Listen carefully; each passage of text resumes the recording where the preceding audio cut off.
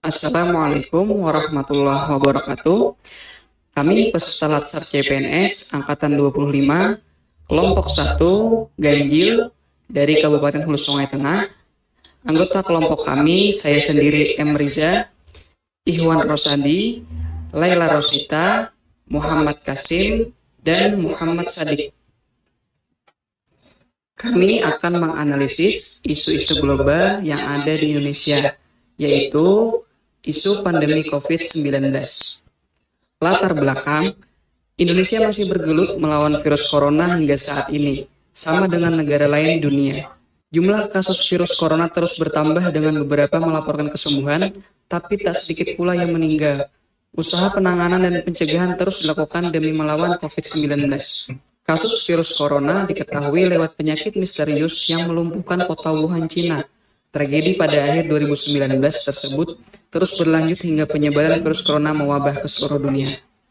Dengan pandemi yang terus merajalela, COVID-19 tidak bisa dikendalikan secara cepat, sehingga membutuhkan penanganan yang cepat dan tepat, baik dari pemerintah maupun masyarakat.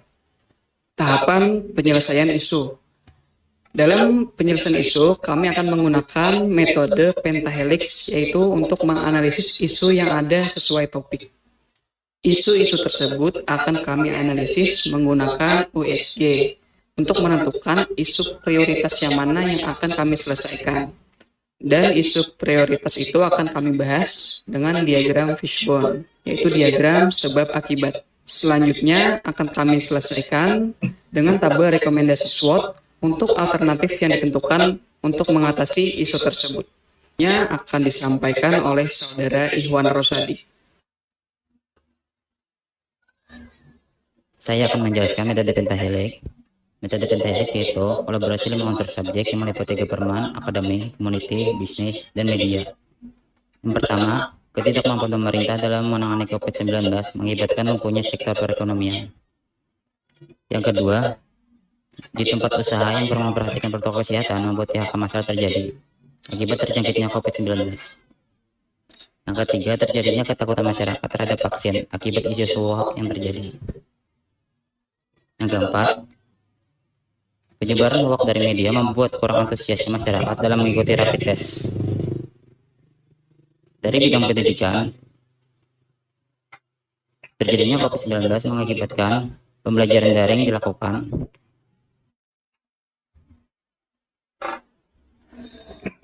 Kemudian ketika kelima isu tersebut telah ditentukan, maka akan dianalisis untuk menentukan isu mana yang akan menjadi prioritas dalam topik pandemi COVID-19. Dan analisis yang digunakan adalah analisis USG. Untuk masing-masing isu akan diberi skor skala Likert dari angka 1 sampai 5. Untuk isu pertama vaksin, urgensinya 5, seterusnya 4, GERD-nya 4, dengan total nilai 13. Yang kedua adalah pembelajaran jarak jauh, urgensinya 4, seterusnya 4, GERD-nya 3, total nilai adalah 11. Yang ketiga adalah PHK massal, urgensinya 4, seterusnya 4, GERD-nya 4, total nilai 12. Untuk rapid test, urgensinya 4, seterusnya 3, GERD-nya 3, totalnya 10. Dan yang terakhir, lumpuhnya sektor perekonomian, urgensinya 5, seterusnya 5, GERD-nya 5, dan total nilai ada 15. Setelah itu akan didapat peringkat berdasarkan total nilai analisis USG tadi, di mana untuk peringkat pertama ditempati oleh isu lumpuhnya sektor perekonomian. Oke, selanjutnya kita masuk metode Fishbone. Ini mempermudah untuk mencari penyebab dari suatu masalah, dan yang akan kita bahas adalah penyebab dari masalah lumpuhnya sektor perekonomian akibat pandemi COVID-19. Dari segi ini kita ketahui kebutuhan masyarakat meningkat sedangkan pendapatan menurun. Kemudian terjadi banyak PHK karena banyak pekerja menjadi klaster COVID-19. Dari segi mesin, perlu rapid antigen untuk masuk ke daerah tertentu. Pengiriman barang terhambat, harus menggunakan masker. Dari segi material, permintaan tinggi, harga barang melonjak, barang susah dicari.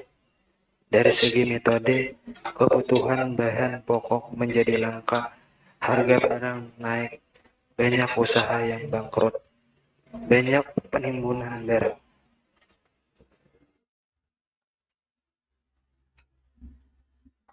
Setelah kami menemukan penyebab dari masalah tersebut melalui fishbone, setelah itu kami menuangkannya dalam bentuk tabel rekomendasi alternatif penyelesaian sebagai berikut.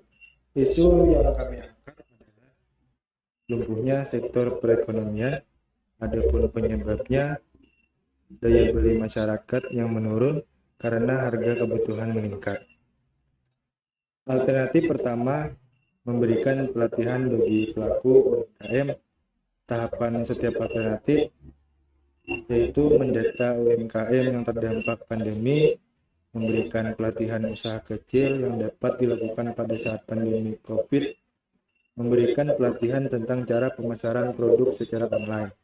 Hasil yang diharapkan adalah agar UMKM yang terdampak pandemi dapat bangkit dan dapat memasarkan produknya secara luas. Alternatif yang kedua, membuat usaha kreatif. Tahapan setiap alternatif yaitu mencari peluang usaha yang dibutuhkan saat ini, mengumpulkan sumber daya manusia yang ada, manfaatkan sumber daya alam yang ada di sekitar, membuat produk inovasi yang dibutuhkan saat ini, dan pasarkan dalam bentuk yang menarik. Hasil yang diharapkan adalah agar terbukanya lapangan kerja baru bagi karyawan yang terkena PHK. Lalu alternatif yang ketiga, ada dana bantuan pemerintah lebih merata dan tepat sasaran.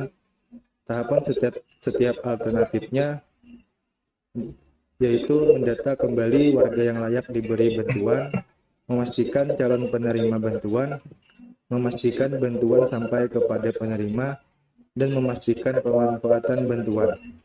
Hasil yang diharapkan adalah untuk mengembalikan perekonomian, pemerintah harus memberikan bantuan dana agar masyarakat dapat membangun kembali perekonomian.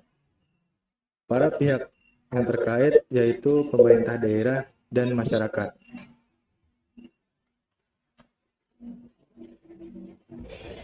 Demikian hasil presentasi dari kelompok kami dari peserta Latsar CPNS tahun 2021, Angkatan 25, Kelompok 1, Ganjil, Kabupaten Hulu Sungai Tengah.